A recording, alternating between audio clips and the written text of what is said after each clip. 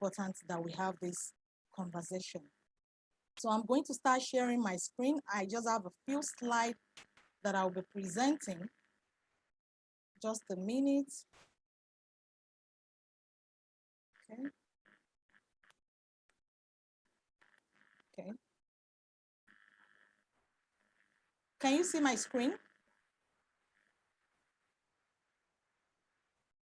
Not Hello? yet. Not Okay. yet. Okay.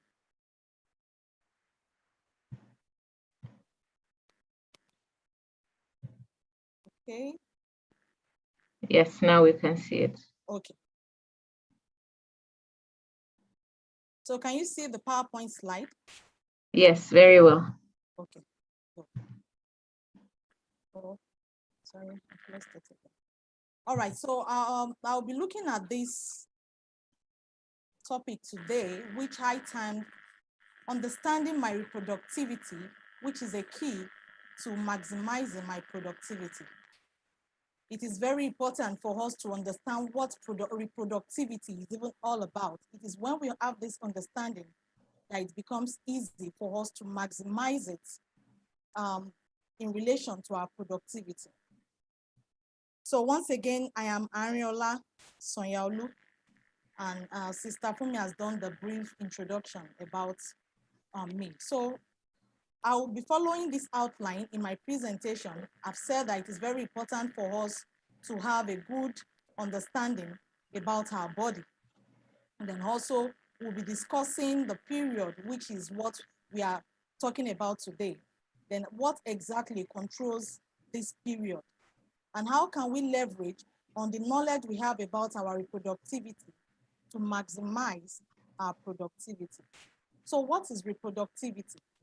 Reproductivity can be said to be the state by which a female is capable of producing young ones. So according to Merriam-Webster Dictionary, it says that this is the state or the capacity of being reproductive. And what does it mean to be reproductive? This is when you have what it takes.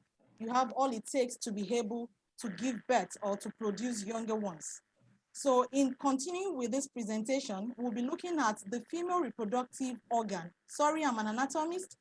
I can't talk about something without describing the structure. So you permit me for that. So we'll be looking at the female reproductive system. And for the female reproductive system, it is actually divided into two parts. We have the part that is referred to as the internal female reproductive system and the external female reproductive system. But based on the topic I've been given today to discuss, we'll be looking more at the internal part of the reproductive system. So the internal female reproductive system is just what is showing on my screen. The diagram here. I don't know if we can all see it. Can we, is it showing clearly? Yes, it is.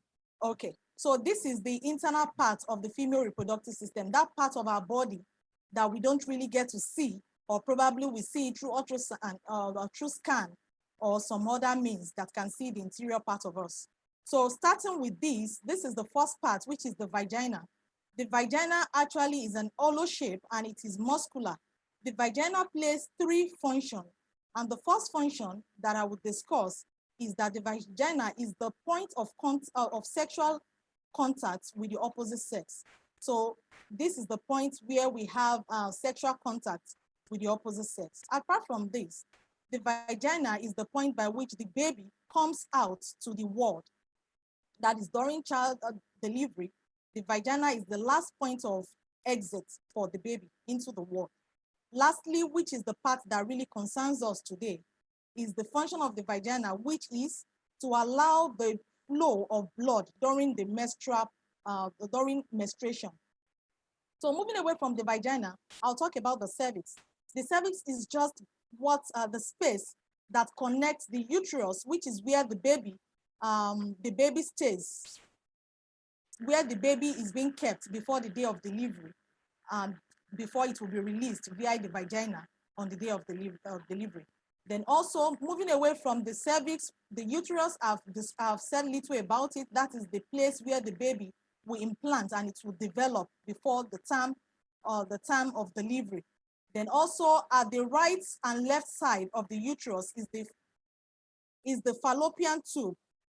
The fallopian tube is actually the connection between the ovary, which this is the ovary. The ovary is the place where the eggs, we usually say eggs, but in anatomy, we'll say the ovum or the ova. This is the point where it is being stored, and this is where the development of this ovary takes, of this ovum or the egg. Probably I will use egg because this is not my anatomy class. So this is the place, the ovary is the site of storage and also of development of the eggs. So the fallopian tube is the connection between the ovary and the uterus, meaning that once egg that is developing from the ovary comes out, which we'll be discussing, we'll look at the term that is used when the egg comes out of the ovary. The fallopian tube actually picks up this egg. Then in the fallopian tube, if fertilization takes place, what do I mean by fertilization? This is when the egg that is being released comes in contact with the sperm cell that comes as a result of sexual contact with the opposite sex. If they come together, they form a fertilized egg, which will eventually become baby. But that is not really my focus today. Okay. So still talking about reproductivity, there is no way we'll talk about reproductivity that will not talk about puberty. And puberty is the period of sexual maturation. It occurs both in female and also in male, in the male sex. So what is this puberty?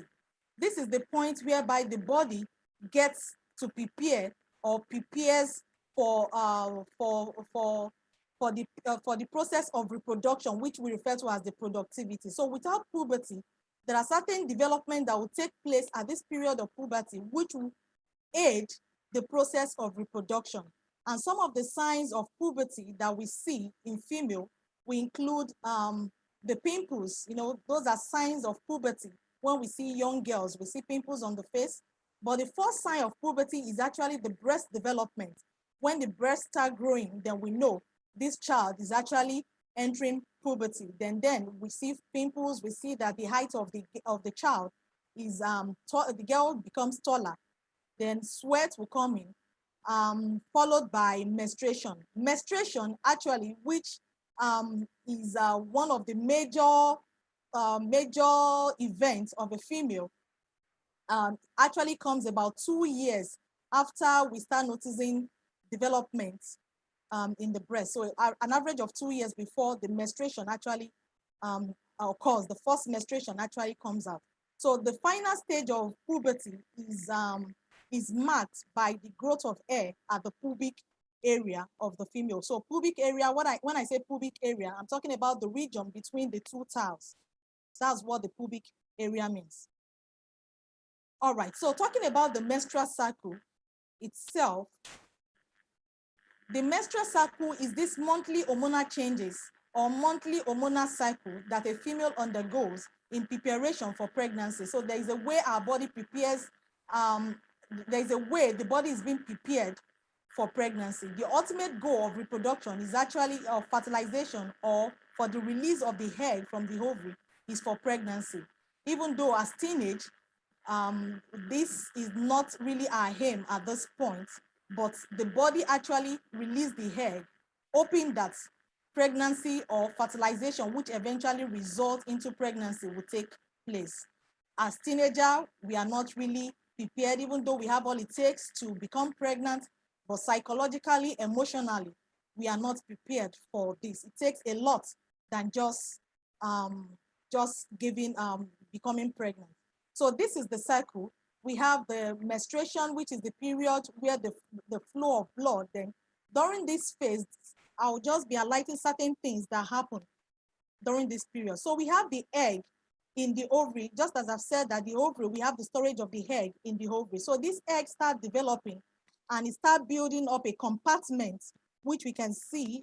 I'm trying to use my cursor to point. Okay, so this is the egg. Then it's moved to a stage where we start seeing some more cells that is growing around these cells. All these cells also helps in proper maturation or development of this egg.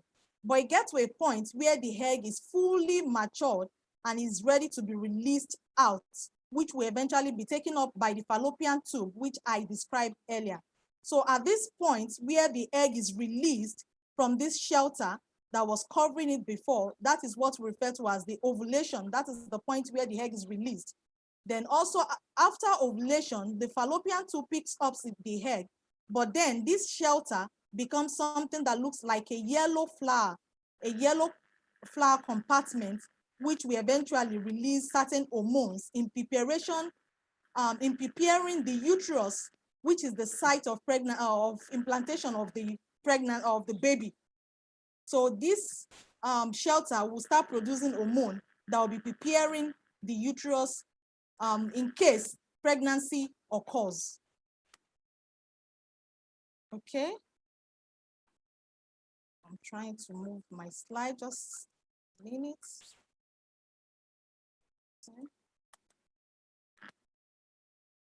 Okay. So the menstrual phase, the menstrual cycle is actually divided into 4 phases. We have the menstrual phase, we have the follicular phase, we have the ovulation, and we have the luteal phase. So the menstrual phase is what I've explained earlier. This is the phase whereby we have blood. We see blood coming out from the vagina, while the follicular phase is the phase where we have the development of the egg before it becomes matured and it is being released from the ovary into the fallopian tube, which is what we refer to as the ovulation. Then also the luteal phase, that is when the fallopian tube has already picked up the egg, and we have that shelter producing the hormone that prepares the uterus for pregnancy. So that phase is called the luteal phase, and that shelter is referred to as the corpus luteum, and that is why we refer to this. We call this phase the luteal phase. So this is still the cycle, the menstrual cycle.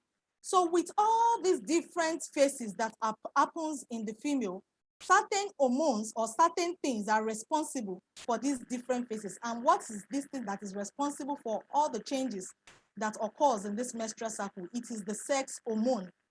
So this sex hormone is actually 3 in number. We have the estrogen, the progesterone, and the testosterone. The testosterone actually is the hormone known for male. It is actually referred to as the male hormone. So it is really high in male, but we have a limited level in female, while the estrogen takes the highest floor when it comes to female. So the estrogen is actually referred to as the female hormone, and the progesterone, which also help in pregnancy, during pregnancy. So this graph shows the different level of the hormones as we journey through the menstrual cycle. So at the first week, which is the follicular phase, where the follicles or the eggs start developing, we have increase in estrogen. Increase in estrogen means a lot of things, even to the body generally. When we have increase in estrogen, certain things happen, which we'll be looking at. And when we have decrease in estrogen, we also have certain effects that we feel in our body, which we will discuss as we proceed. So now that we have some knowledge about our reproductivity, let's talk little about productivity. What is productivity? Productivity is our capacity to be able to do lots of work. Apart from the fact that we have certain other factors that can affect our productivity, such as the environment, probably the facility that is available for us to work with. We have some personal things that can also affect our productivity. And some of those things that I'll be discussing is the energy level. When you have low energy level, then you won't be more productive. As well as motivation, you need to be motivated to be productive. Self-esteem, nutrition, it is very important for us to have good diet, good and balanced diet, so that our body can be well built. Mood and sleep. So with the understanding of productivity, how can we balance our reproductivity with our productivity, our reproductivity with our productivity? Everything that has to do with productivity occurs in the brain, and that is why I brought out the picture of the brain. Different aspects of the brain controls different activities, our day-to-day activities. So I'm not going to be going into the details of the different parts of the brain, but we can see this part of the brain controls the problem solving, critical thinking, personality. While this part of the brain is responsible for the memory, we have basic life functions. We have this part, balancing, coordination, motor skill, the use of your hand in doing certain things, Then also we have the visual function, the reading, and the understanding. So this is just to show us that the brain is the coordination center of our day-to-day activities. And there is a relationship between the brain and the reproductive system. Okay? I don't know why this is season. Okay, so, and what is this relationship? The relationship between our reproductive system and our brain is via the hormones. So these hormones are like communication means between the brain and our reproductive system. The reproductive system is actually referred in anatomy to as an endocrine gland. What this means is that certain substances are being produced from this kind of structure. The reproductive system is one of them. So when these substances are produced, this substance I'm referring to is the hormone. It's not just only sex hormone, we have different hormones, but we are concentrating on sex hormone. So when this sex hormone is produced in the reproductive system, it goes into our bloodstream. And because there is blood supply to different parts of the body, it also supplies the brain, blood supply, which is the brain. So the brain is sensitive to the levels of this hormone, and this inform some of our day-to-day activities. So we are going to see that in a moment. So we'll be discussing all these changes in relation to how the brain functions in coordinating our day-to-day activities. We'll be looking at it through the lens of the phases of our menstrual cycle. And the first phase I'll be discussing is the menstrual phase. The menstrual phase, which I will show from this graph here, this is the phase where we have the bleeding coming out from our vagina. And how does this bleeding comes about? This bleeding is actually from the uterus. I usually describe this uterus as the place where babies are kept for my children. And when I want to explain to them why we have menstruation, I'll tell them that, okay, the moment an egg is released into the body with the hope that there will be pregnancy, the housekeeper, I call the uterus the housekeeper, or the house itself, then it has a housekeeper, will start preparing the house for the arrival of the baby, because the uterus is expecting baby. So you start putting the house together, arranging everything. There is blood supply to the wall, to the uterus. Then also we have thickening of the wall of the uterus. So we have the lining, a thickening of the lining of the uterus. All this is in preparation for the baby that is to come. But then when the baby refuses to come, meaning that fertilization does not take place because you don't have sexual intercourse as teenager with the opposite sex. So the house becomes discouraged, or the housekeeper becomes discouraged, then start pulling apart all the arrangement that has been put into place. So the shedding of this wall that has been well arranged and well supplied with blood will start pulling apart, and that is what results into the flow, the blood flow that we can feel from our vagina. So at this menstrual phase, what happened? Because we are not really expecting, because at this particular phase, this is the phase where the egg is released. The estrogen level is very low at this point. The release of the egg requires a lot of estrogen, but because the estrogen is already, the egg is already released, so there is no need for so much estrogen. So the level of estrogen is low. And what happens when the level of estrogen is low? Then we have a low level of energy. We also tend to be more stressful, more stressed. Any little thing can really stress us. We tend to be more forgetful. Anxiety sets in because this estrogen level, when it is high, that is when we have high level, then we have quick memory to be able to understand things. But then when there is low level, we have mood swing and all that. So when this thing happens, how can we use this to benefit our productivity? We can reduce the amount of work or task that we do during this period. Then also we can have a lot of sleep, because when our body is calm, then it can also help in minimizing this effect. Then also we should limit the social commitment that we are involved in. At this point, this is not a time to do a very hard job or to be very hard on ourselves because we didn't accomplish the day's goal. The second phase I'll be looking at is the follicular phase. I told you the follicular phase is the phase where the egg start developing, start growing in preparation for ovulation. So at this particular time, we can start seeing increase in the estrogen level. So at this point, the estrogen level is high, is becoming high. So when this happens, because of the increase in the estrogen level, our energy level also increase.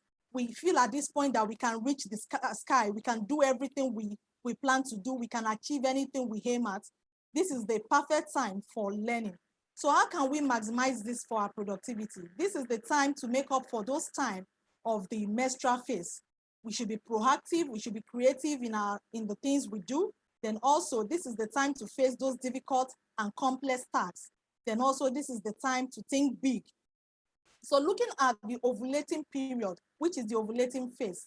The ovulating phase is this period where we have the highest peak or the highest level of estrogen. So you can imagine if this period is the period of highest level of estrogen, then we can be sure that we are bubbling or we are energy bubbling. So we have so much energy and we become so outspoken. We talk so much, you know, we want to express ourselves. We want to tell everybody who we are and all that. We want to show we understand the question in class and all that. So this is a great time to have a group discussion or teamwork, team discussion. This is the time to go get those goals that you have set.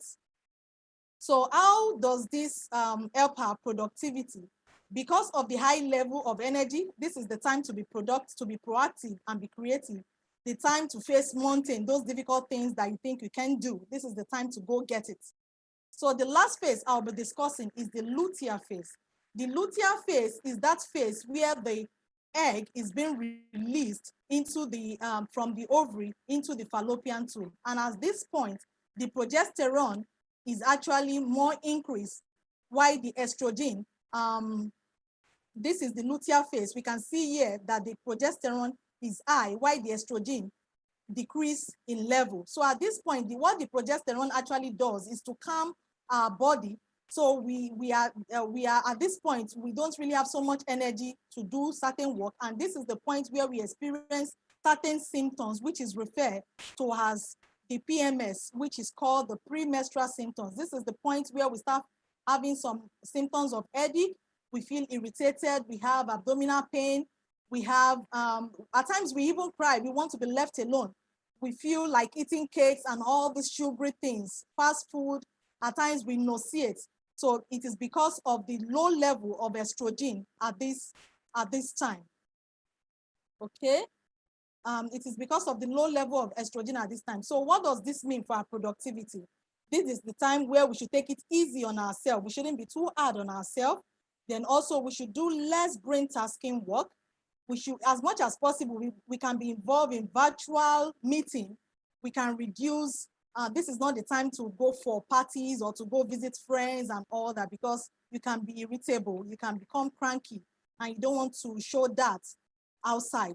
Then also, this is the time where we should try as much as possible to reduce our workload. So as much as we have time where we have our low time for productivity, but then we can maximize it by understanding what is going on and knowing, okay, this is the time to take it easy. Yes, I have not achieved the goal I've set for today, but then I know that I'll put in my best and all that. So while I was preparing for this presentation, I came up with these quotes saying that drive your productivity on the wheels of your femininity.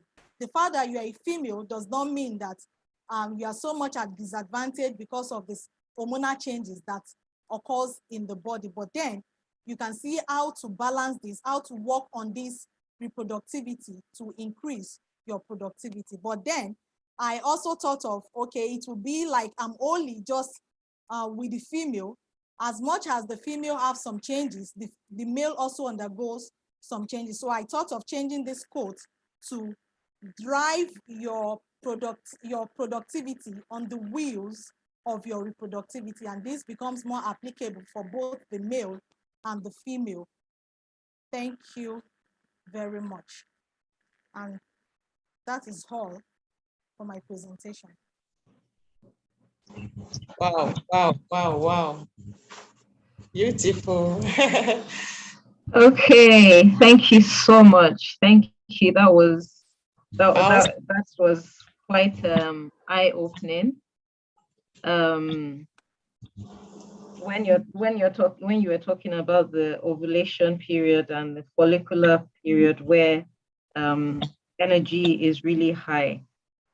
So I'd like us to keep in mind, that sometimes, uh, like our teenagers are in school now, and sometimes the our cycles will not work with the school timetable. It's really difficult if a girl is within her luteal phase or within her period already, and she's having exams. That time is really, really difficult. But I think we'll leave it to the end, and then we'll combine all the questions together. But that's the first question that was on my mind. There are times when we'll have a girl has an exam and she's in her menses. It's a difficult time, and energy is low. So how does she manage that at that time? So with that, before we go forward to our next speaker, I'm going to oops, I'm going to open up another poll. And the question says, have you ever heard of the phrase period poverty? Have you heard of the phrase period poverty? So please, yes or no?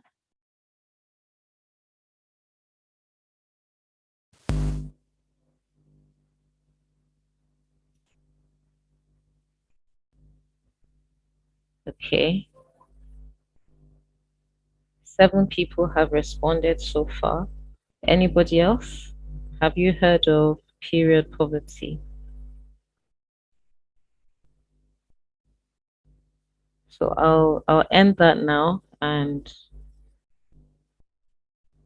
share the results.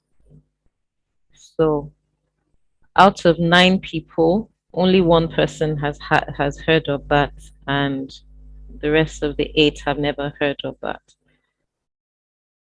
So with that in mind, I'm going to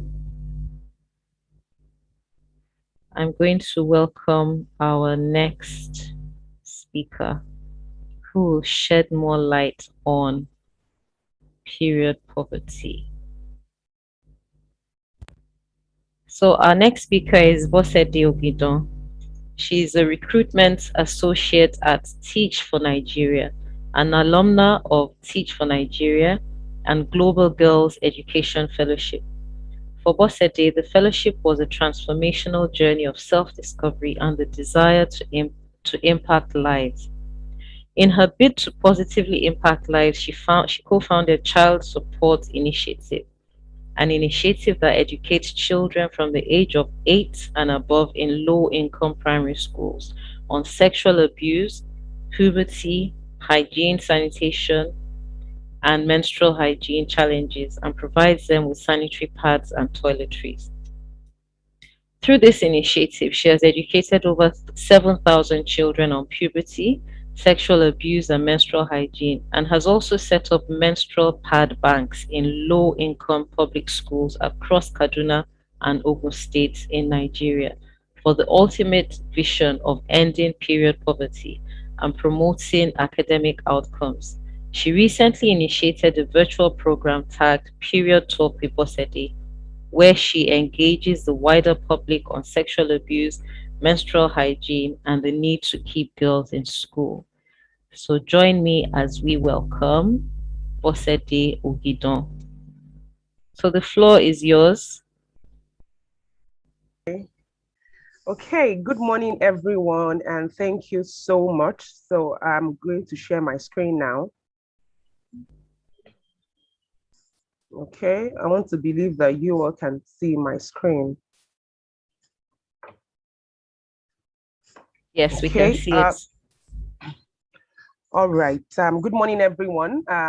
And thank you so much for that warm introduction. My name is Bosede Ogidon, and I work as a recruitment associate. And recently, I started an online platform, Period Talk with Bosede, where I speak to young girls, parents, men, voice about the issue around period poverty and how we can all join hands together to end period poverty. So I'm just going to start.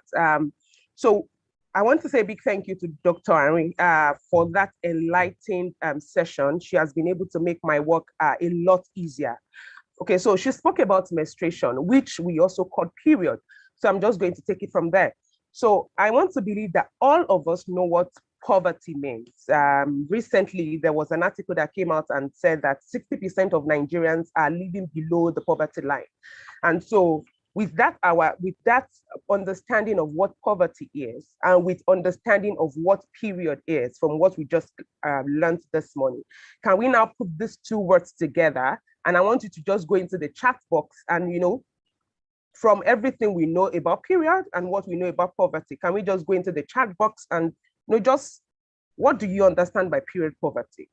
Can we do that quickly? What is your new definition of period poverty? It might be one word, it might be two words, it might be a sentence, whatever it is, just let me know.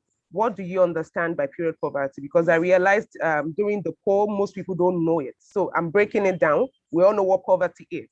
And now we have an understanding of what period is. So when we put these two words together, it means something. So what do you understand by putting these two words together before I continue?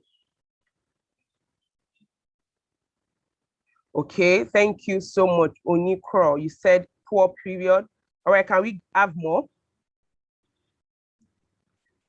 So this class is going to be a bit interactive. So I need you to just follow me as I take you further. Okay, is that all? Do we agree that period poverty means poor period, a state of being poorly during period? Great. We need more.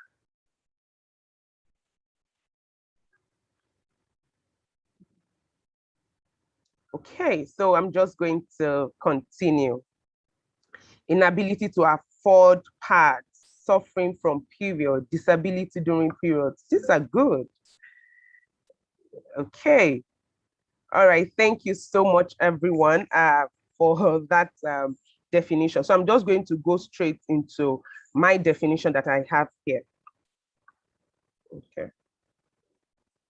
Okay. So what is period poverty? When you lack access to menstrual products, when you lack access to period education, when you lack access to hygiene facilities, all this make up what we know as period poverty. The truth is, a lot of young people, girls, can't afford menstrual products, a lot of them. And I'm going to be showing us the statistics soon. So when people lack access to these basic needs, imagine you're on your period and you cannot afford pad. You're on your period and you cannot afford toilets, tissue papers. When you're on your period and you cannot afford basic things that can make that moment easy for you, is what we know as period poverty. You don't have access to menstrual products. You don't have access to hygienic facilities. That is, you don't even have toilets. You don't even have toilet facilities. You don't have water to clean up yourself during your period. All this put together define what we know as period poverty. And I also want you to go into the chat box and tell me how much is sanitary pads in your area. We have different sanitary pads, always, Diva and the likes. Can you just go into the chat box? How much is sanitary pads in your area?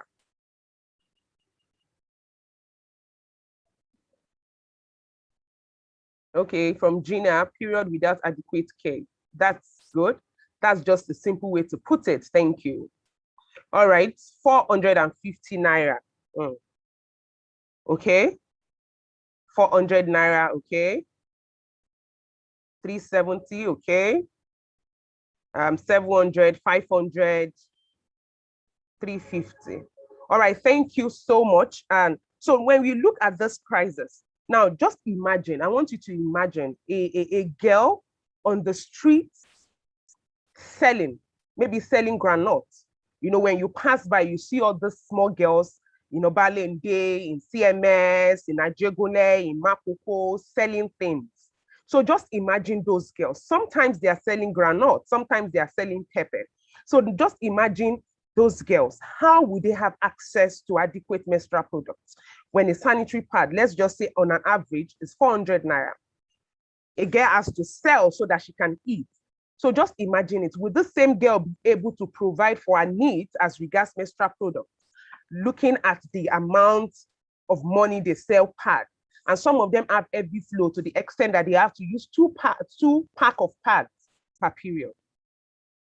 So when you look at this, you realize that so many girls do not have access to hygienic menstrual products, and a lot of them use unhygienic ways during their period.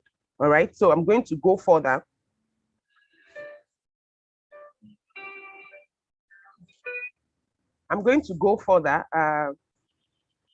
So what are the causes of period poverty? What do you think causes period poverty? What do you think causes period poverty?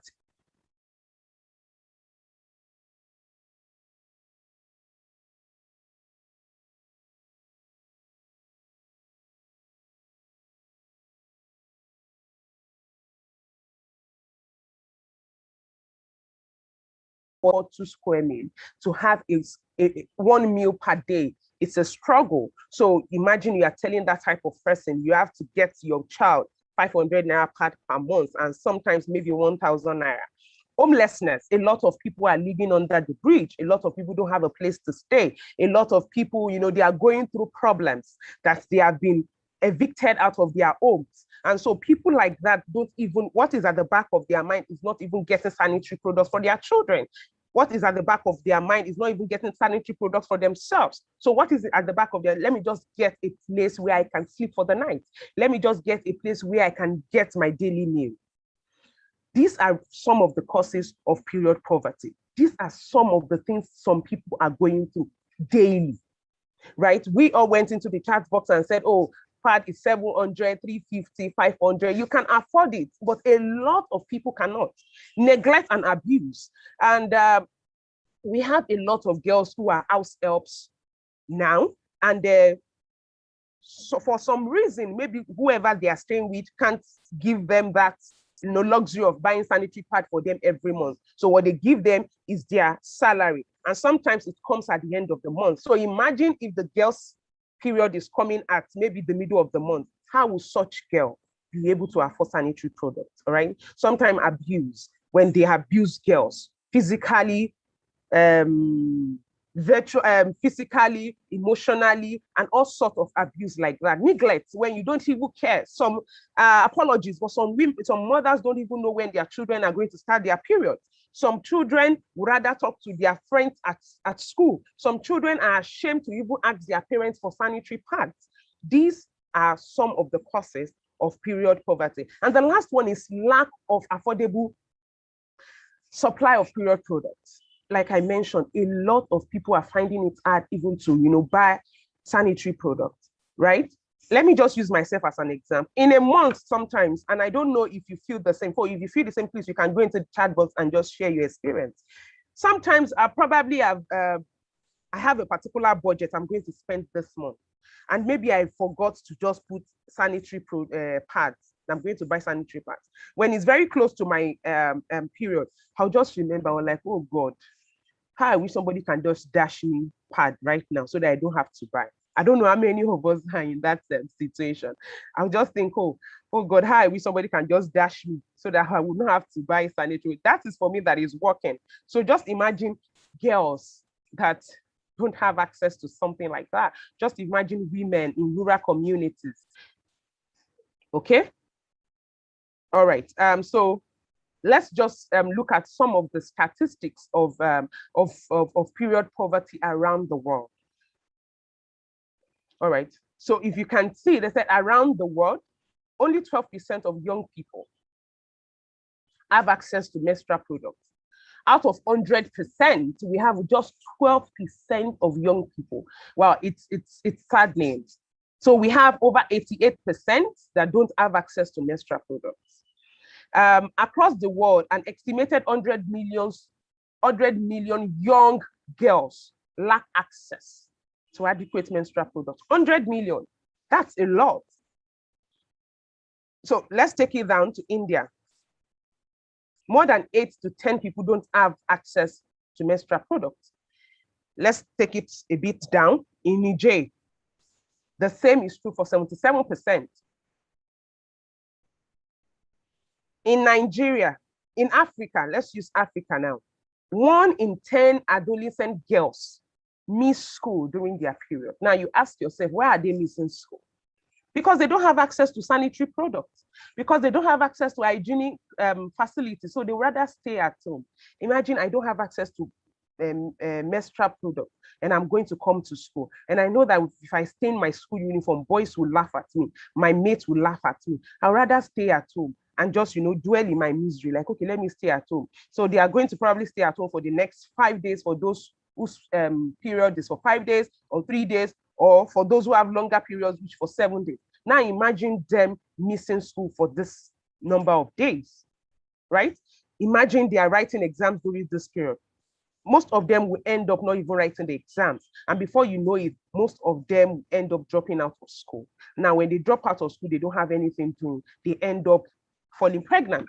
And before you know it, this person is pregnant. And we know this part of the world, we have a lot of young teenage girls for getting pregnant, right? Because some of them don't even have the necessary products. They don't have the necessary care as regards menstruation. And so the next thing is, okay, they are pregnant. And so for the next 9 months, they are free from menstruating. So these are some of the prevailing issues as regards period poverty, right? So now let's think about this.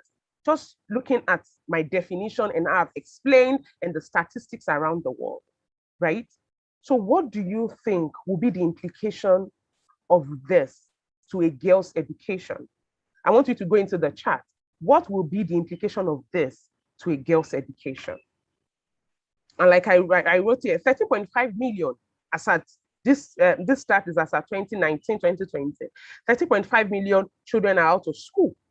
13.5. Now, this was before COVID.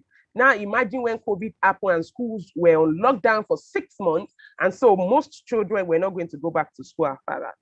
So we have 13.5. God knows what we are going to have by 2021, 2022. All right, so let's just go into the chat and see. Okay. All right. So it is a serious barrier to education for girls. It limits their prospects. Poor performance. Things will get worse. Thank you so much. You all are right. So let's just going through this now. You realize that the implication this is going to have on girls is enormous. A girl will not be able to live up to her full potentials. They won't. They won't. And we are saying they are the leaders of tomorrow. How are they going to even lead in tomorrow when now they are suffering? They don't even know how to live their lives because they are wallowing in poverty. All right. Okay, so let me just take it further. All right, so now let's look at the effects on girls' education. Thank you. Some people have gone into the chat to just, briefly tell us it can lead to depression. Thank you. It can lead to poor performance. So I just summarized everything under 3 subtopics. First, it will lead to shame and stress. The truth is a lot of girls are even ashamed when they are on their period. A lot of girls are ashamed when they are on their period. And it's not only girls, it happens to us too. Let me ask us this question. Imagine you are in a conference and you're sitting behind one beautifully dressed lady. And by the time this lady stood up, you realize that her skirt has been stained. How many of us will walk up to that lady and probably have a pad in hand and just walk up to the lady? Oh, your clothes is stained. I think you need to go to the ladies. How many of us will do that? How many of us will do that? And that is the truth. You're shameful because you'll be thinking, so if I tell her now, she will be ashamed. And that is it. Period stigma. There's a stigma attached to period. Another thing for some churches, when you're on your period, you can't even go to church. And for some for Muslims, if you're on your period, you can't even go and worship. You can't even perform the five prayers per day. So these are some of the shapes. So imagine for those that even have access to, buy sanitary products, but girls, women that don't have access to buy products, the effect is going to have on them is it will cause shame for them. And so they might not, they will rather just stay at home. They will not even be able to mingle with people. They will not be able to interact. It will cause stress, as you can see in the picture I used here. Stress, a lot of stress for them. Like, some, I watched a Discovery Channel sometimes ago, and they were just talking about period. And then there was a particular girl who at grand used cucumber to block a vagina because she was just tired of seeing blood come out every month, and she does not have any product to use. So she just told herself, I think when I use this cucumber to block it, it will block forever. And so they had to do surgery for the particular girl to remove that. It's that bad. But it didn't happen in this country. But to tell you that it's that bad, it's something that is affecting girls. Okay? So let me move further. School attendance. Somebody said that in the chat. School attendance. Girls worldwide miss 10 to 20% of school days per year due to lack of menstrual products. No, and no sanitation, no toilets. Most schools don't even have toilets. Most schools don't have toilets. And most schools that have toilets did not have this at the back of their mind. Like, there might be girls that can't afford this. So let me put this. So when you go to some public toilet, you realize you hardly see tissue papers, because maybe sometimes it's not like they don't put there. They will put there. But some people, they're on their period and they can't afford it. So they use that opportunity to go to that restroom, take the tissue paper there and use it for that day. And then they move to another, and whatever they can get there, they pick it. Whatever they can get in another toilet, they pick it. And that is how some people have been doing. Some people even go as far as using leaves, using cotton wools, using Ankara clothing to just to use it on their period. These are some of the things girls are facing. So one of the effects it has on a girl that doesn't come to school for like 10 to 20% school days, how do you expect that girl to compete with our other classmates who are boys in the class, right? Another thing is they have to battle with period pain. Like Fumi was mentioned earlier. Some had serious, severe period pain that for the rest of their period cycle, they have to stay at home. All right. Like I mentioned also, social stigma. So if I come to school now and I don't have, maybe I only have one pad and I'm going to use this pad for the next 2 days. So if I use this pad now and my uniform got stained, is it not better to just stay at home? Why will I go to school and people start laughing at me? Why will I go to school? Why do I want to even go to school in the first place when the school can't even provide me with simple products such as sanitary pad, with hygienic facilities such as good toilets with water? And look at this. This statistic is according to the World Bank. Okay. Another thing that is injuring girls' education as a result of period poverty is health. So we have a doctor, Dr. Arin was able to, explain some things to us. So imagine you're on your period and you can't use hygienic products. And so these girls end up using products as leaves, cotton wool, which is definitely going to cause infections for them. A girl that has infection as at the age of 15, 16, 12. And this girl, if they can't even buy 500 naira pad, how would they even know they have infection? And that's how they will carry on and go on and go on. And this infection will just continue to stay in their body till it causes infertility in the future.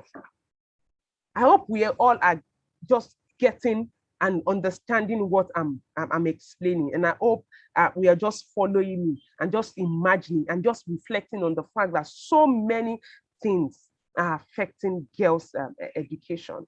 All right. There are others that because of time, I might not be able to go further, but I hope you understand. And that's why I just summarized everything on these three subtopics. Safety. When you are not even safe, right? Imagine people who have been kidnapped. And probably some of them will stay in their kidnappers den for like maybe 4, 5, 6 months. And so just think, it's not like they are going to give them any sanitary products. And their period is not going to say, oh, because you're in kidnappers den, I'm not going to come this month. No. Oh, because you are on your period, I'm not, because you are in kidnappers den, or because you are in the hospital, or because you have been kidnapped, or because something has happened to you, or because you are sick, I'm not going to come this period. No, there's nothing like that. Your period is going to come every month as far as you don't have sexual intercourse, right? As a teenager. Okay, so lack of supplies forces many girls in low-income communities to use unhygienic materials. It doesn't have to be in low income, even in a bad area. We have girls in this Lagos, a lot of young girls in public schools that don't have access to good hygienic products. So what do you think we can do? How do you think we can help to end education, to end this period poverty? How do you think we can help these girls? In your own capacity, what do you think you can do? What do you think are some of the solutions you can prefer to this? I want you to go into the chat before I move on briefly. What do you think we can do?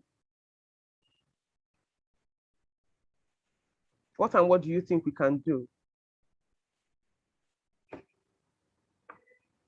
What do you think you can do as an individual to ensure that at least in your own way, you are ending period poverty?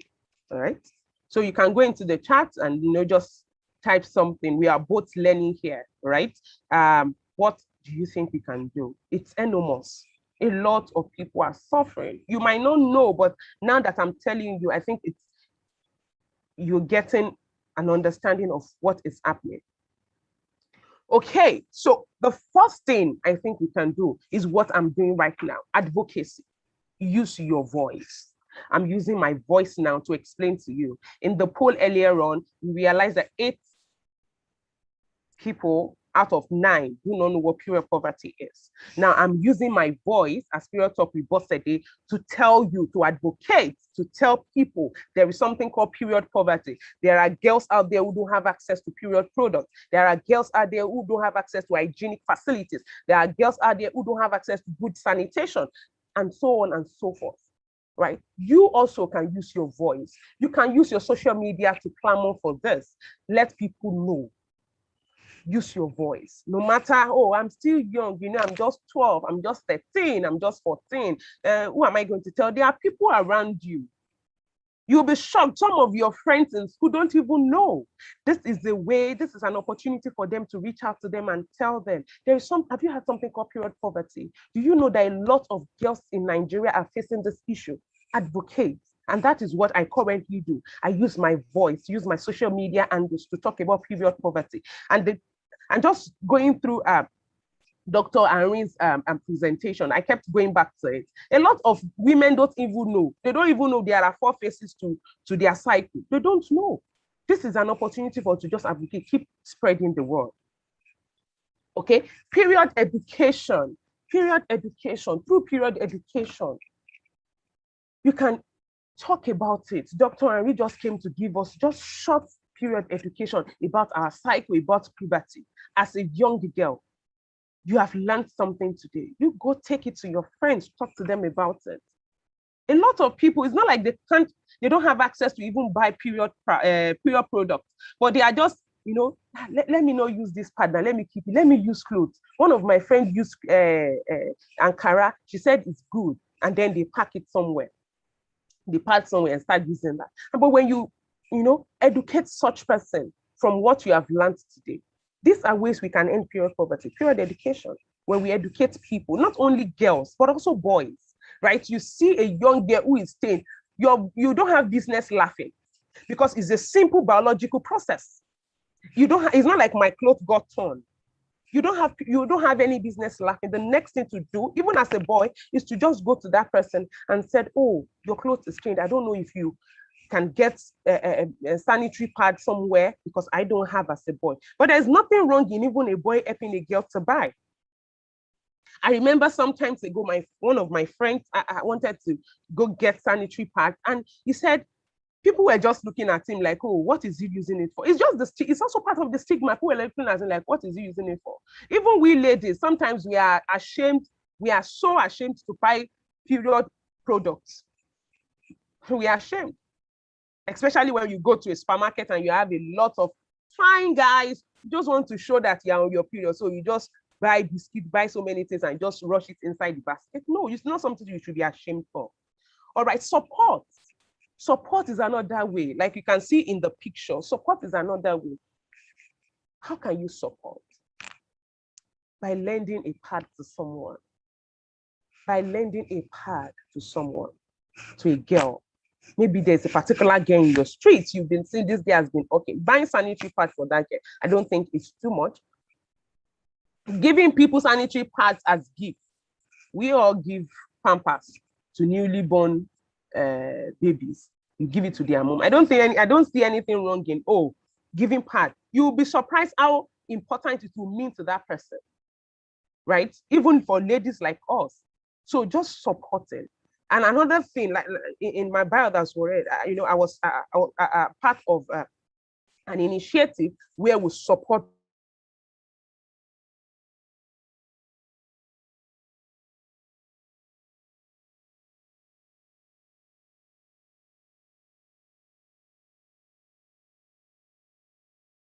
is it even Hello. sustainable? Okay. Is it even sustainable? Can you all hear me? I hope I'm still audible. Yes, you were All right. frozen at I'm some point. Okay, but can you hear me now? Yes, we can. Okay, so like I said supporting young girls by giving them sanitary pad, and I was making a reference to what we do in the initiative which I was part of. And what I currently do as Period Talk with Boss Lady is knowing that disposable pads is not every month that you have access to give them this pad. I started teaching them how to make reusable pads using good hygienic products, and that's the project I'm currently on now, teaching young girls in public schools in rural communities how to make reusable pads. Because if you make so we provide them with good hygienic products where they can make this reusable pads themselves, and they can use this reusable pad as often as possible. So this reusable pad, you just have to wash, and then you sun dry, and then you reuse it again, as against disposable pads, which is 500 naira, 700 naira thereabouts. You have to use, and you have to throw away. And we also buy reusable pads, and we distribute for them. And so you can join any organization, even Save a Child, Save a Nation Foundation. Maybe if they have something like that they want to do. That's what I currently do. You can also support to help these girls. Because like I said, a lot of girls are missing school. 1 out of 10 in Africa. Okay, so this is a call to action for us. Let's join hands together and help to end period poverty. When we end period poverty, we are indirectly ending infertility that might arise in the future. Thank you so much. I hope I've not used past my time, but thank you all. Thank you. Thank you.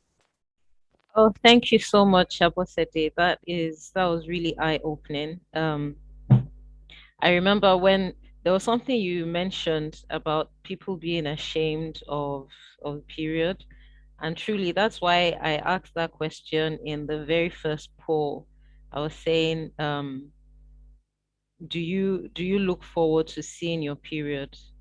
And out of the very few people that responded, we said we hate seeing our periods. I used to hate seeing my period, and at some point, when I was in the UK, not first in Germany, in Europe, when you go to the doctor and say you're having period pains, the first thing they'll give you is birth control pills.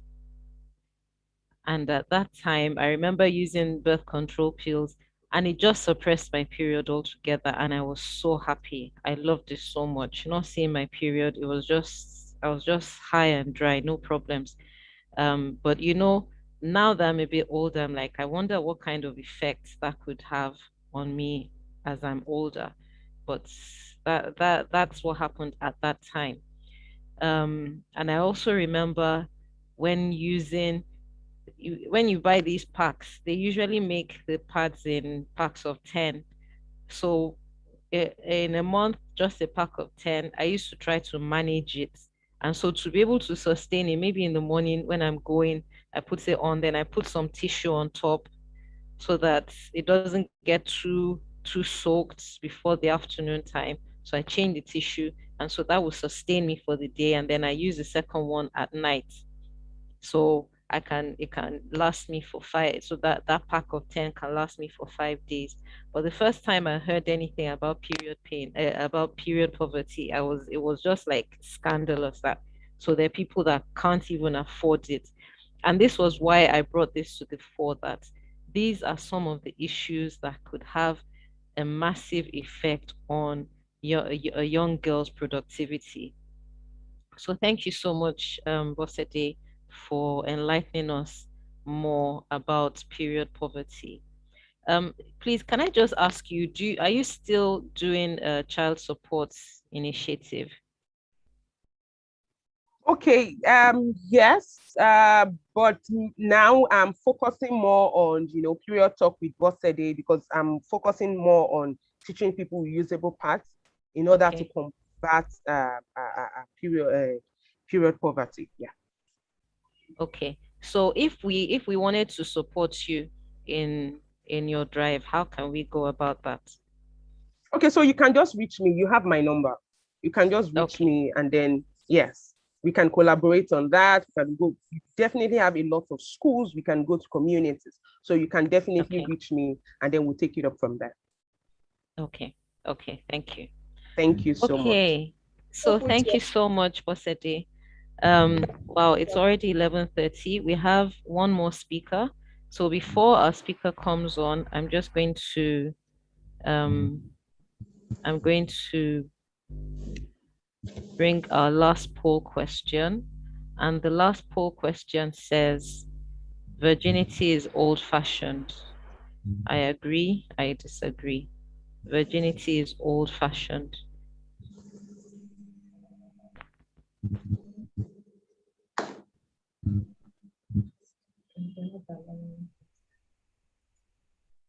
Okay. Virginity is old-fashioned. So let me quickly tell you a story. When I was in primary six, at that time I didn't know what virginity was. But I remember reading this book called The Virgin. And in that book, it was, I mean, I wouldn't tell the whole story, but it was a girl being married off another to a man in another village, and they found out that she wasn't a virgin, and so the two villages went to war. And so I was thinking, my God, so this thing can make people go to war, that I have to keep myself. And then when I got to secondary school in JSS 1, I remember I remember a VP one morning, she came to assembly and she said, so they had found used condoms in one of the senior classes. And so she came to the assembly and she said, these boys will just use you and then they dump you and then go to marry a virgin in the village. And I'm thinking, my God, nobody's going to use me. And so that was one of the things that really it kept me in line for a long time. So our next speaker, sorry, I'll share the results. Only 3 people responded and they disagree that virginity is old-fashioned. Yes, virginity is not old-fashioned.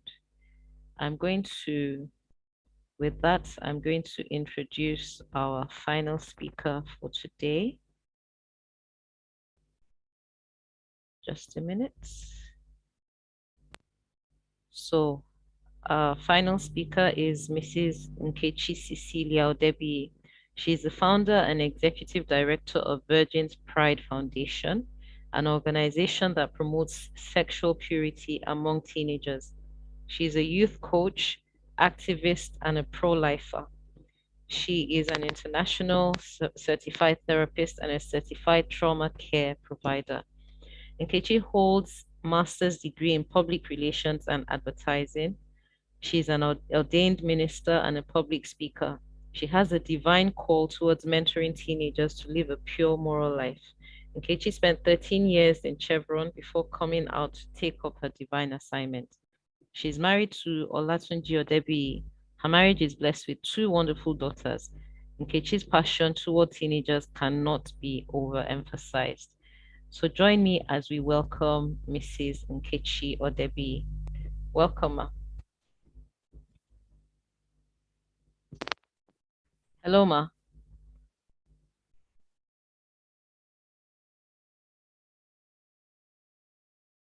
Hello.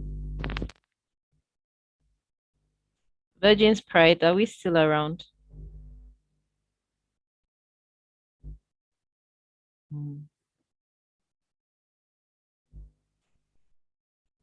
Virgin's Pride.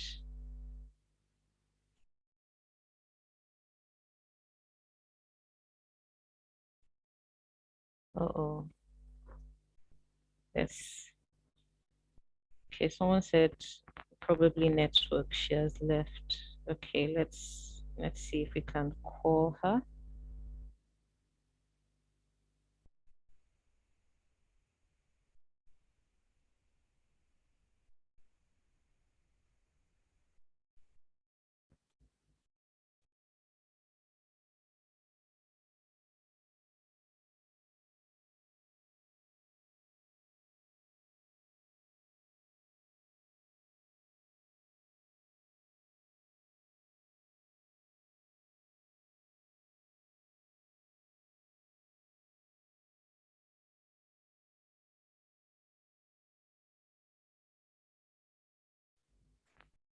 Sorry, yes, she had a network issue, but she'll be in a minute.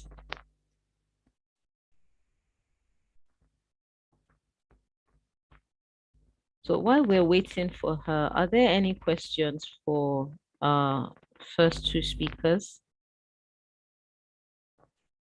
Or any contributions you'd like to make?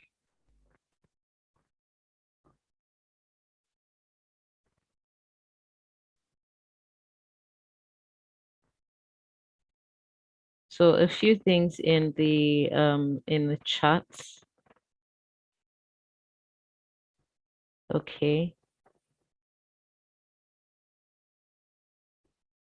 So Teach for Nigeria says you can so to collaborate, she says we can follow or reach Child Support Initiative on Child Support Initiative on Instagram. I've watched them as well. So I think what Child Support Initiative does is that they provide menstrual pad banks in schools. So it's something that you could donate to the cause so that it helps their work go a long way. And Teach for Nigeria, is it possible, or maybe Okay, Fumi, yes. can you hear me? Yes, Okay, I all can right. hear. So I'm a co-founder of Child Support Initiative, right? And Yes. and we provide sanitary products for girls. And like I said, I also on my own because of the sustainability plan, started teaching people how to make reusable pads. But all the same, if you want to collaborate, you can just share my number, then they can reach me. Okay. Yes. Okay. Thank you. So we can, okay, so I'll send Abosede's number, but also in the chat we have Teach for Nigeria has given us an account that we can also donate to for Child Support Initiative. It's a Stanbic account 0034055219. So if you'd like to support Child Support Initiative, and then if we'd like to also reach out to Bosede, I'll share her number.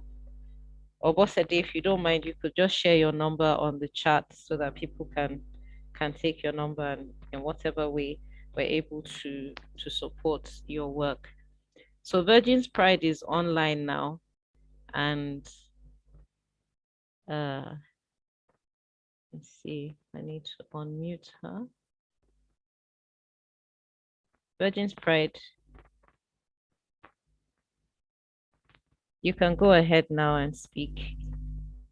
All right, good day, everyone.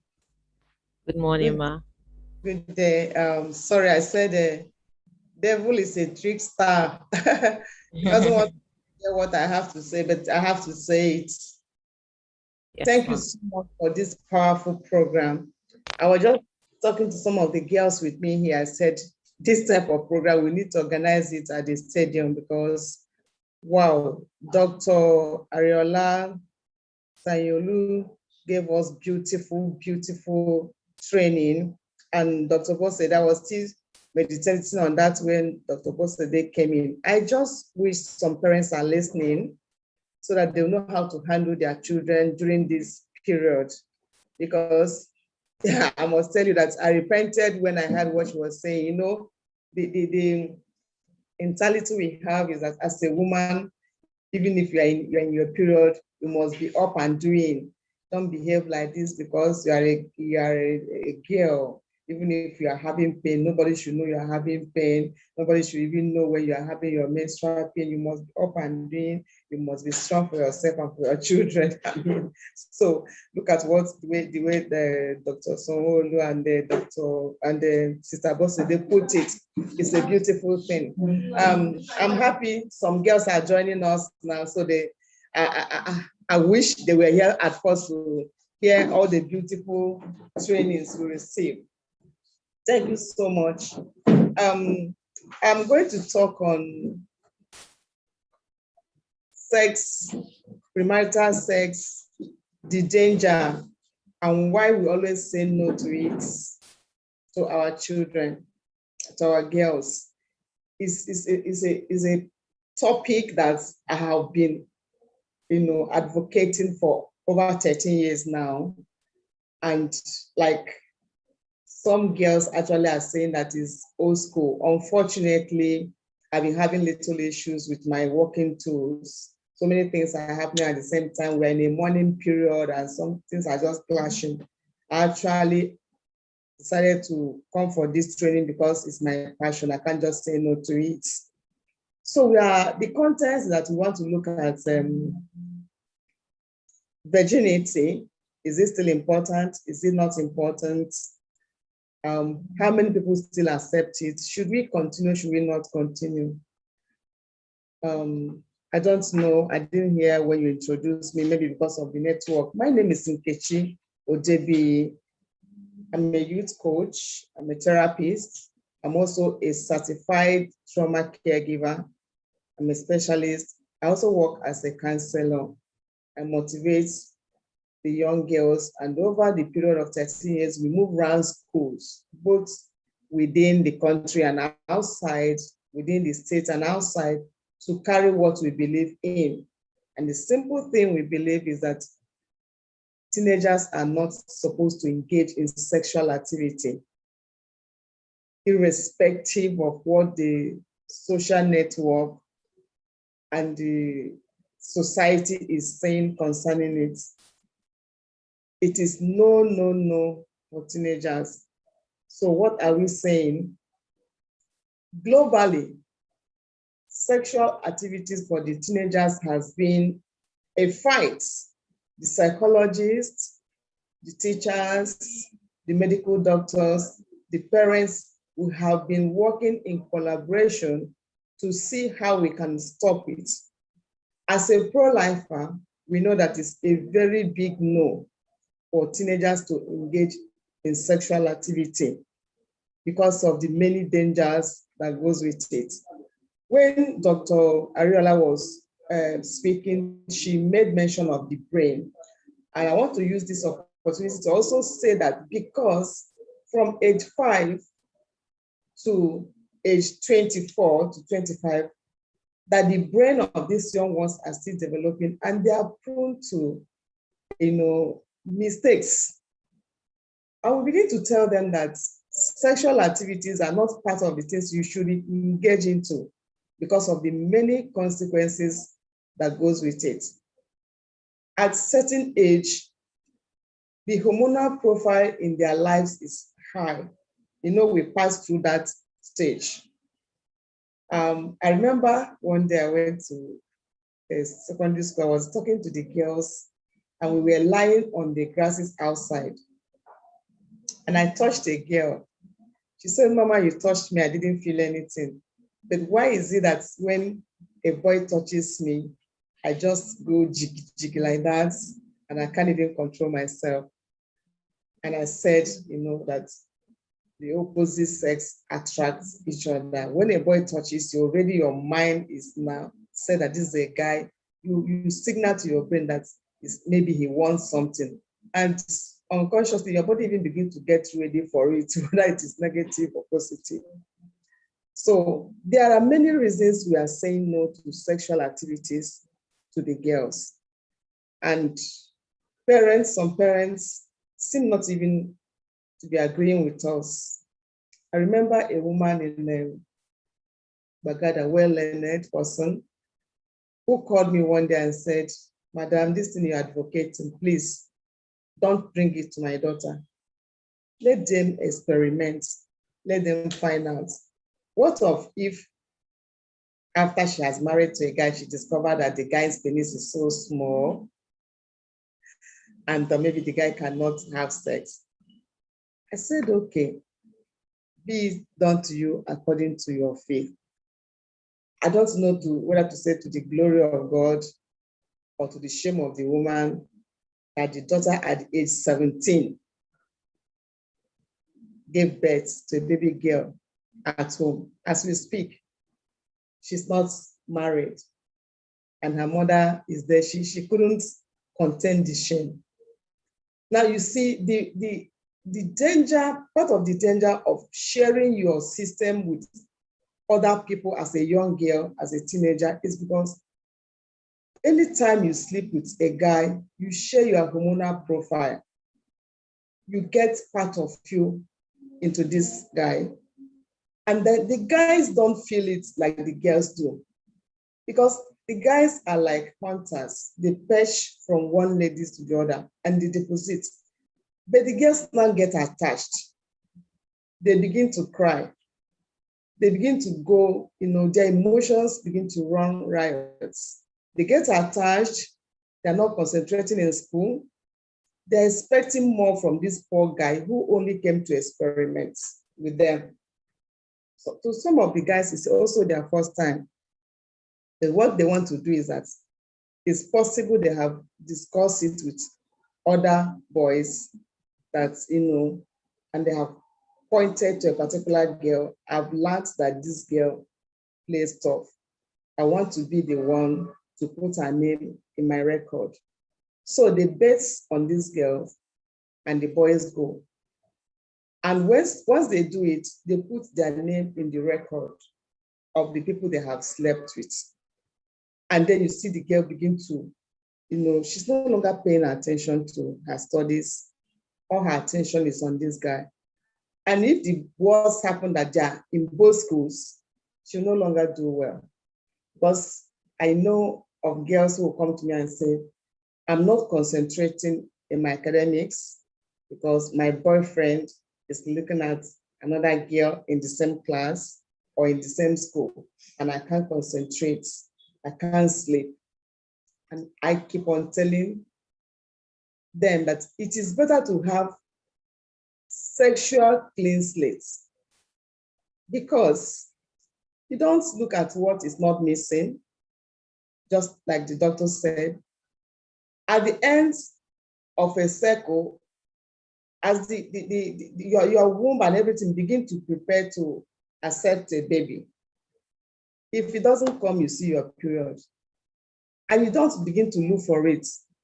Someone come and say, "I'm looking for my period." I say, "Is your period, did it develop legs?" and then decide to walk off. So another danger that we encourage young girls not to engage in sexual activities because it puts your life on hold for, let's say, up to 6 years. Once you submit yourself to sexual activity, your emotion goes haywire and you become pregnant, what happens to you? Your life is on hold. You are not moving forward. You are at a place. Your friends begin to move. For some of them who just finished writing WAEC now, you discover that your friends who enter into university will stay on a spot for at least 15 months. If anything is going to happen, your parents will have to force you to stay behind and take care of your baby. And within this period, you get tired of wanting to go back to school. Now you want to do business, and you have reduced the quality of life you are supposed to enjoy just because of one single act of lack of control, of submitting yourself for sexual activity. Being a virgin is not just for you. Being a virgin is it's not for your family, it's not for your parents, it's actually for you. This morning I was talking to my staff, I said, I know a particular lady who worked in a place with me. By herself, she told me a story and said, please share it with your girls.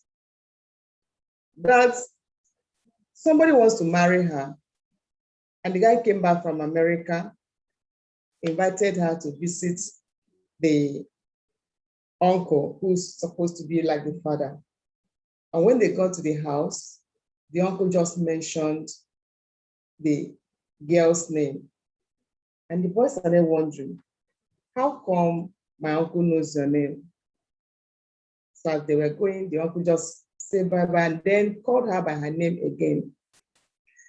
And then she confessed to the guy that I've slept with your uncle. That marriage didn't hold. That same lady, I got to know later that another person wanted to marry her, then discovered that she has slept with the guy's friend. And as we speak, he remains unmarried. So sexual activity for young teenagers goes beyond just taking your virginity away. When we're advocating for virginity, that keep yourself, not just for you to remain virgin, it just helps you to get focused. Your body remains as it's supposed to be until you agree to settle with a guy. I went to Owerri for a training, and a guy who knows me there spoke to another girl and said, I know this woman here, please, if you can meet her, I want her to speak with you. And the girl came, said, I want to talk to you and I want to work with you. I said, okay. She said when she was in secondary school, her mother died. And then she had this freedom, and she was, the person she was staying with was her boyfriend, was almost the age mate. She wasn't listening to anybody. And once she became pregnant, she went for abortion. She had another, she went for second abortion. Another pregnancy, she went for the third abortion. And the fourth pregnancy, her womb was removed. And she said to me, I want to work with you because I want to use my lifestyle to teach other young girls that it's not just enough for guys to tell you that I love you so much and I can't sleep without you. It goes beyond that. He that feels it more is the girl. There was a story of a girl coming to me saying that a guy told him that he wants to have sex, and she said no. And the guy started crying that if you don't sleep with me, I'll be menstruating like a girl and I'll be bleeding from the penis. So what we advocate is telling young girls about the lies that young guys tell them because they just want to take this their virginity away from them. It's not It's not the losing of your virginity is not the problem we have. The problem we have is the many dangers that goes with it. For example, about how many months ago, I was in the office here. A reverend father from somewhere called me. I think the reverend father called from around the Ibadan. I said, please, he wants me to rescue a girl. He quickly gave me the number of the girl. I called her. Where are you? She said she's around K2 in Lagos. I said, can you come to my office? She said yes. So she managed to get to my office. Immediately she entered here. She just, slept on the floor and started crying. And she said that day she wanted to take her life. She wanted to kill herself. She wants to commit suicide. What happened? She met a guy on Facebook. And the guy said, I love you so much. And the guy became a reality. They started having sex. And she became pregnant. And the guy disappeared. Her brother's wife took her for an abortion. They did the first abortion. It wasn't okay. The second one, there was complication. The third one, there was complication. She went for the fourth time and she became depressed, according to her, because as a Catholic young girl, that she didn't want to have anything to do with any guy. And this guy came, distilled her, impregnated her, and took a long walk and never came back. And then blocked her. So she became so depressed that she started having issues with her mental health. And she was taken to Arrow. She was being given all those lagatine and all what's not. And the depression increased. At a time when she's not on drugs, she just wants to kill herself. By the special grace of God, I called some of my colleagues who were able to handle her here, lodged her overnight. The next day, the brother came and picked her, and she went home and was able to go for her youth service. Now, you see, just one sex for a child causes her to become pregnant, that can lead to abortion, that can lead to her own death. Or, like doctor said, forever you can become barren because your womb has been removed. And there's extra cost. So you see, we talk from both ends. Now, spiritually, it is wrong for a teenager to get involved in sexual activities. Economically, it is not cost effective. For example, if a girl who is maybe the third in a family become pregnant, the family had already planned that we want to just have 3 children, and she is in school, and the parents are still planning how to send her to school. Now she's pregnant. She's bringing the 4th child into the family. And who is going to take responsibility for that? So this takes the family to a level of poverty. They will hate her for being like the black sheep of the family. The stigma that goes with it. There was a training my daughter went, and she came back and told me the story of a lady that the mother has told that once a boy touches you, you become pregnant. And she said, okay, but many boys have been touching me, I've not been pregnant. She said, if my mother can tell me this lie, only God knows how many other lies she has been telling me. So she fell in love with a boy in her class, and then she became pregnant at 15. And then she realized that her mother was just trying to help her, and she couldn't come out. And she's the type of girl that people have been using as a reference point in their streets. And she said that when she finally gave birth, one day she just birthed the child and then took the girl around the streets, and people were asking her, oh, that's your baby? Yes, that's how she was able to come out of the trauma of giving birth out of wedlock. And then she was able to focus, the parents helped her, and later she got married. But that is not always the case with some people. The limitations, you have to lose a lot of opportunities. Like the lady I said that, missed about 3 husbands because she has slept with the person, the relation of the person who's supposed to have married her. Then another thing is, It reduces the integrity of a young girl. You know, you're supposed to be in your state. Now you're no longer in your pure state. You have removed your label. I call it label. Your virginity, the virginity of any girl is the label she has, is her pride. Because by default, like we all know, a teenager is not supposed to get involved in sexual activity, whether boy or girl. The world is telling us that it is your life, you can live it.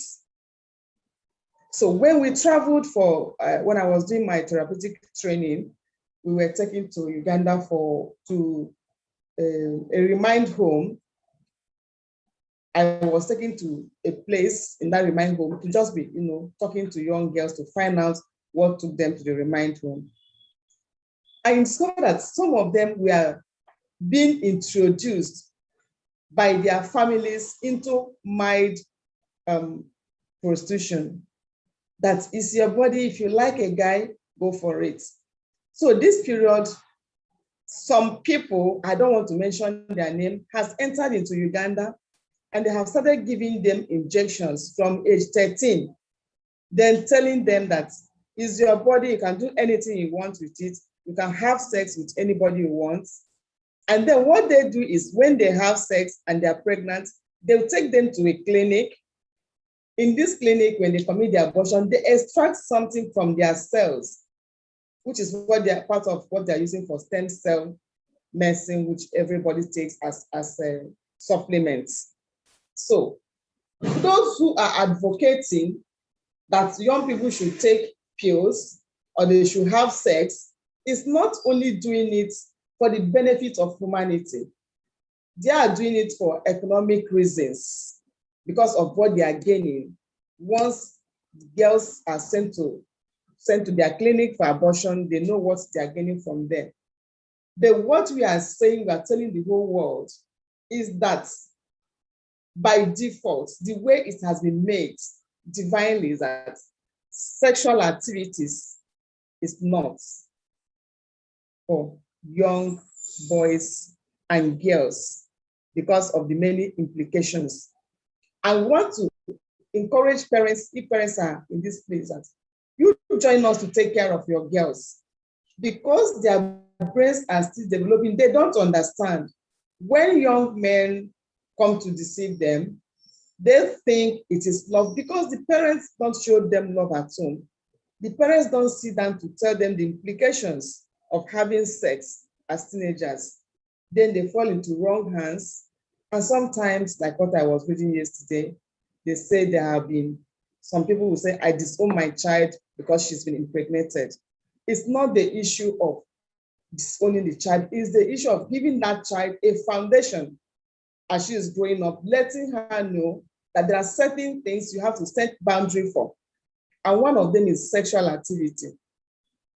Whether people like it or not, whether the world is saying yes or yes, whether they are saying no or no, sexual activity as ordained by God is the only means through which we bring another human being into the world. It is not a game that young people want to try with. Many people, statistics show that many people, just because I just want to make it simple so that the girls who are listening, somebody has told me that sometimes we use a lot of grammar to confuse these girls. So another style of teaching I'm doing now is just making it simple as I'm doing it now. Statistics show that on daily basis, certain percentage of young girls die as a result of crude abortion and taking medication to induce their menses. So these things on daily, weekly, and monthly basis is reducing our population and unfortunately the population of the young people. And another reason why we are advocating for this is because, just like Doctor said, when you have aborted your child, maybe that's just the only one, a time comes when you need a child. You have removed that womb. or the womb has been damaged through pills, because I know somebody who is related to me. I knew when she was young, she was taking pills.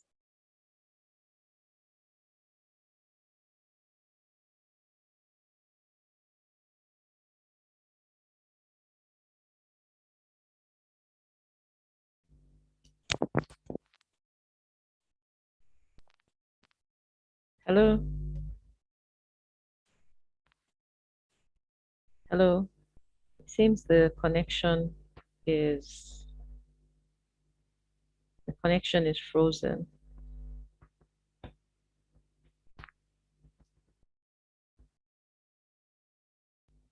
Hello, Virgin's Pride.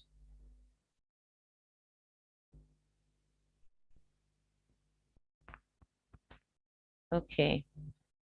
Okay, so while we're waiting for her to come back, I'll just read a few of the messages in the chat. Okay, so Ayoje Sutomi says feminism movement now advocates for testing, all in the name of girls' rights now. These consequences should be promoted so girls can know the truth, capable of giving freedom indeed. Thank you. So there's a question from Bukola.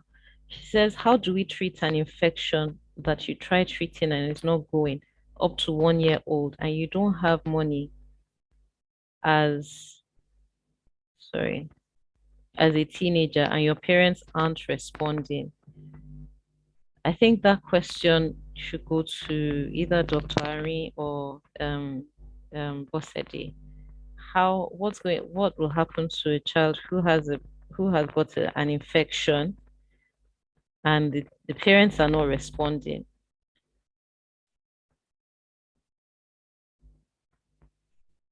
Dr. Ari or Mr. Ogidon, are you there? Hello. Okay, yes, I'm here. Please, can you Okay. repeat the question? Okay.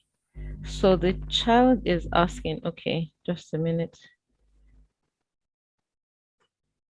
Oops.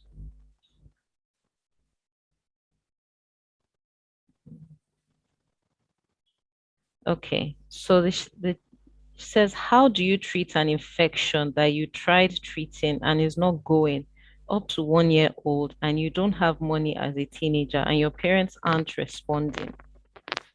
So this was actually a direct question to me. Question. Wow. Yes. Okay, all right, thank you. So I'm just going to answer this question with a short story. So I have a friend who had an infection when she was young, when she was still a teenager, and up to when she was in the university. But then, she told her parents, and her parents were like, it's nothing, it's just your pelvic region paining you, it's nothing serious. It's nothing serious. And then she got married. A few years after she got married, she realized, so she had a serious pain at one point. She went to the hospital, they gave her drugs and all. And then she got married. And it was in the marriage that she realized that her 2 fallopian tubes have been blocked due to the infection. Oh. And as a result, she will not be able to give birth to children. And so she has been married for years now. And so she has been using a platform to reach out to people and tell them. So in this regard, I understand that your parents might not, but since you're still a teenager, I will advise that the person should reach out to you and see a way if we can reach out to gynecologists and set up a meeting with them. So that's one of the things we do to support girls, right? So after this call, myself and you, we can then have a conversation with her and probably Dr. Henry and just try in our own little way to get her a gynecologist. Because to be honest, whatever our parents are trying to look at it in the future is going to be a problem. So I'm just talking from my friend's point of view, where she had that, but they never took it serious. And now it's a problem for the rest of our life. So yeah. So another thing we do is when we realize that, we try and link them up with medical personnel who can help us, and then we take up the cost. Okay. And sorry, so I had to make a disclaimer on the group. So we're currently having issues with the leadership of child support. So I would not advise that anybody send money to that account yet until we are able to solve the issue. So if you just want to make a donation, just reach out to me, and then if I'll be able to tell you, oh, it has been resolved, so you can go ahead, please, so that the money does not go into the account and is not used for what you donated for it to be used for. I hope that is clear. I just wanted to clear that. Okay, thank you very much, Bosse. Dr. Sonyaolu, you wanted to say something as Okay. well? Yes, sorry. I think I wasn't able to unmute myself. So Okay. I think what Sister Bosse said is just perfect. If you have this you have this problem and it seems to persist, then it is a sign that something is wrong. So the best is to look for how to get your parents to listen. And if your parents are not listening, you could get a trusted member of your family that you can talk to help talk to your mom so that they can give you the attention and take you to the hospital so that you can get the required treatment. However, based on the suggestion that Sister Bosse has given, we'll be happy to also help in any way we can. Okay, thank you very much. Okay. Okay, Mrs. Abiodun Sholanke says she needs to open up she needs to open up to you and advise as infection is generic. Okay. Okay, so time is actually really fast spent. I know this is a weekend and we have so much other things to do. But as we can see, there's so many things, so many issues, so many ways that our reproductivity can affect our productivity positively or negatively. So, in our own different ways, from is it supporting other girls so that they're able to go to school, or advocating and talking with young girls to keep themselves themselves pure, so that they're not like what a lot of things that Virgin's Pride was explaining. It's I mean these are signs of puberty, and it's nature. But as much as nature happens to us, we also have like we're not animals of instinct. We can work with the heart and work with the brain as well, and trying as much as possible to avoid sex is actually the best way. uh, it's not easy, but it still has a long-term effect, a long-term positive effect for you. There's a child protection specialist I know, Taiwo Akinlami. He'll say, as a teenager, you are not practicing for life. Life, you're already in the real thing. So you need to keep. Don't think, oh, you can try these things now and later on you'll be okay. It has a long-term effect on your life, so you need to keep yourself as much as possible, and stay pure. It's easier in the long run than taking than trying to test things out, and the way you feel. As I said, we're equal to men, we're equal to boys, but we're very different, and the way something will affect a boy is different from the way it will affect you as a girl. With that, I think we can end our, our session for today. I really cannot thank you enough for coming out. I can't thank you, Bosede and Dr. Ari. I'd really appreciate you, and Virgin's Pride also that has gone offline now. I really appreciate your time.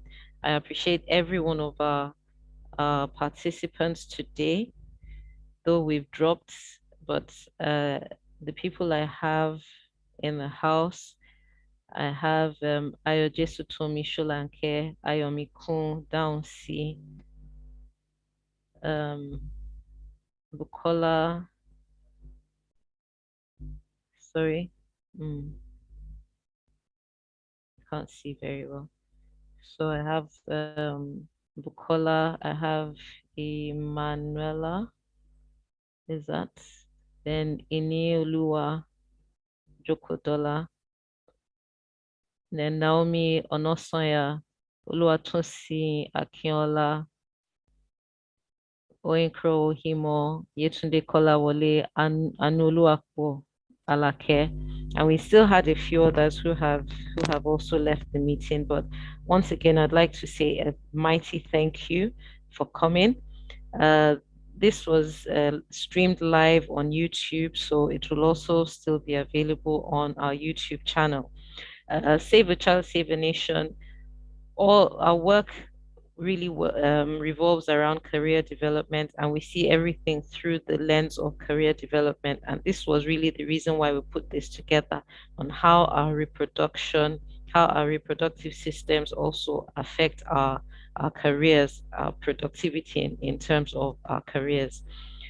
We also do other programs, but you can follow us on our pages, our Facebook pages, and our Instagram. And as much as possible, you can reach out to us if you need like talks with parents at schools, or career workshops in your schools. You can reach out to us, and we're available to you. So I'd like to say thank you. Let's see. Oh,